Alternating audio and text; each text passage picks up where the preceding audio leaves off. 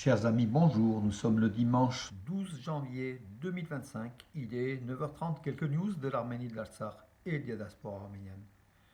Peut-être des problèmes économiques de l'Azerbaïdjan cette année par rapport à sa fourniture de gaz et du pétrole.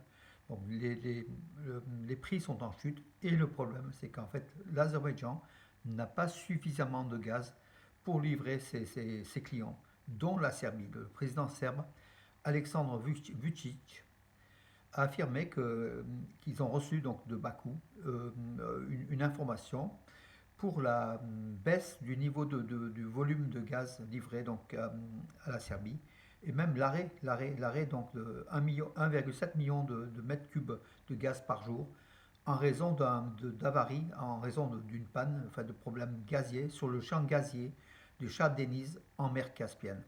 Donc c'est au large de Bakou, à peu près à 50 km. Donc voilà, donc ce sont des sites qui vieillissent, voilà, chez Adenis, qui sont des réserves importantes de gaz, mais en vieillissant, ça produit moins, et puis là, c'est à l'arrêt. Donc voilà, l'Azerbaïdjan n'a pas suffisamment de gaz pour livrer la Serbie.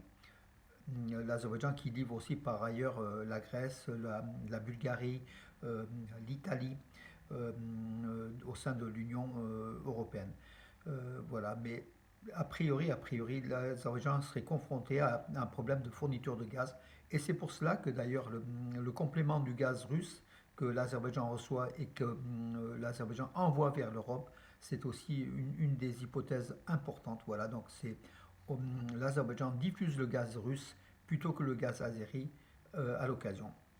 Voilà, donc qui devrait pas, comment dirais-je, qui devrait un peu entériner, qui devrait un peu faire baisser le niveau donc économique de l'Azerbaïdjan, qui sans doute investira un peu moins dans l'armement, dans la défense, en espérant. Nicole Pachinian, le Premier ministre arménien hier, a inauguré une école dans la région de Tavush. Il s'est rendu donc une école hyper moderne, hein, voilà. Donc samedi 11 janvier, il s'est rendu l'école secondaire nouvellement construite à Ganzakar dans la région de Tavush, au nord-est de l'Arménie.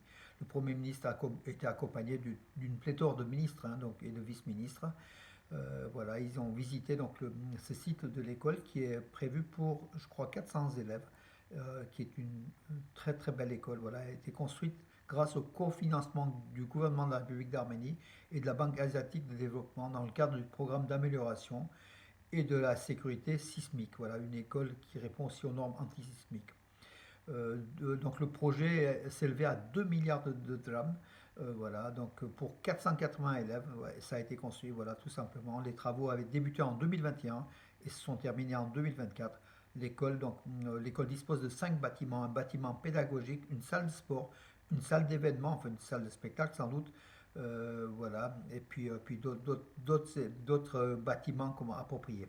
Avec aussi une station, donc elle dispose d'une chaufferie séparée pour le chauffage et une station solaire photovoltaïque de 24 kW qui est installée sur le toit donc, de l'école. L'école dispose de 2 ascenseurs et elle est adaptée aux personnes à mobilité réduite, donc répondant aux normes modernes des écoles. Voilà, Nicole Pachinian a été fier, heureux donc, de cette école-là. Et je pense qu'on est sur de bonnes bases en construction des écoles de ce type-là qui coûtent sans doute plus cher, mais qui sont antisismiques et qui répondent aux normes modernes. Et puis aussi donc, au niveau de l'énergie, je pense que c'est quand même un bienfait pour l'Arménie. Voilà.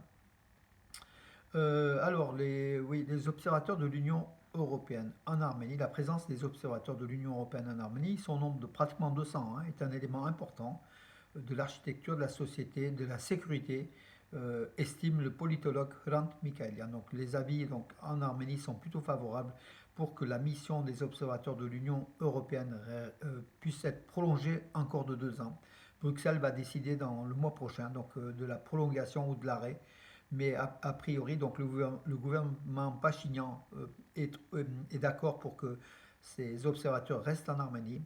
Et peut-être l'Europe est favorable donc, pour leur logement, parce qu'en fait, par le fait qu'ils soient en Arménie, ces observateurs, ça a fait baisser quand même grandement les attaques de l'Azerbaïdjan aux frontières de l'Arménie. Voilà, c'est assez dissuasif. Et en espérant que l'Europe soit sur la même longueur d'onde. Et on pense, nous, que l'Europe restera, voilà, donc en Arménie, au niveau de ses observateurs déjà. Alors hier, je vous en parlais, donc un radar qui a été mis en place en Iran récemment, qui a un rayon de 800 km de portée. Donc ce radar-là voit le ciel de l'Arménie, le ciel de la Géorgie, le ciel de l'Azerbaïdjan et une partie de la Turquie également et de l'Irak.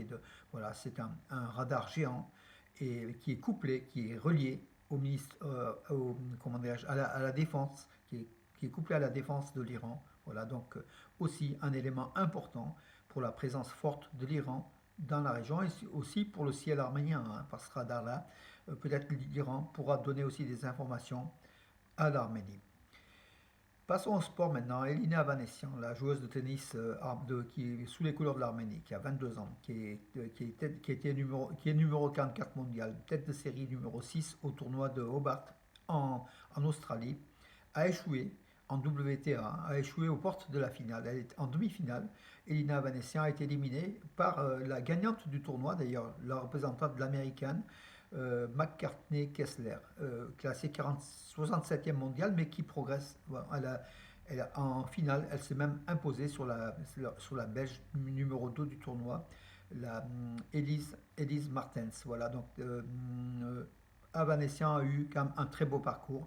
Elle s'était qualifiée contre une chinoise au premier tour, 6-3, 7-5, contre la belge Grete Minen, 6-2, 6-2 au deuxième tour, et contre l'américaine Amanda Anisimova, tête de série numéro 3, par abandon de cette dernière. Voilà, saluons ce beau parcours d'Elina Avanessian qui va progresser sans cesse, hein, donc on le sait. À 22 ans, elle ne peut faire que des progrès, elle est en train de le prouver.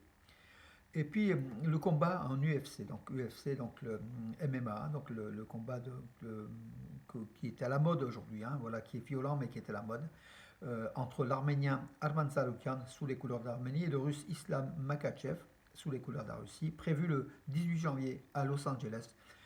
Ce combat pourrait être annulé, pourrait être reporté, tout simplement à cause des feux, à cause des invités qui ne viendront pas, à cause de beaucoup de personnes qui allaient venir et dont leur maison a brûlé, qui se retrouvent aujourd'hui à la rue pratiquement.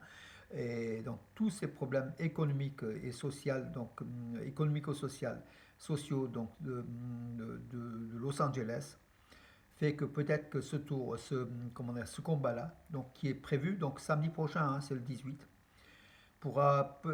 sera peut-être annulé ou reporté, peut-être à Las Vegas ou d'autres lieux, ou peut-être qu'il se tiendra à Los Angeles. Mais en tout cas, aujourd'hui, on est sur le questionnement. Et Makachev a salué comme les vertus de Arman Tsarukyan. Il a affirmé qu'il a à tous les niveaux, il est bon. À tous les niveaux, il est bon. Mais moi, je suis meilleur que lui. C'est ce qu'il a dit, hein. Donc voilà aussi. On verra, on verra. C'est pour la ceinture, le titre mondial de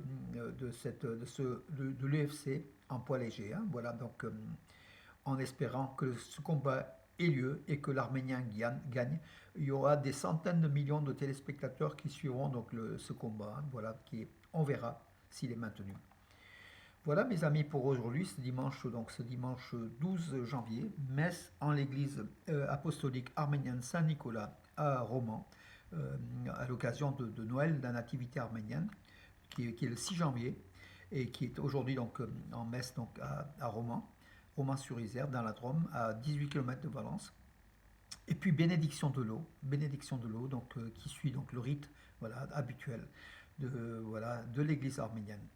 Voilà mes amis pour aujourd'hui, je vous donne rendez-vous à demain et bonne journée.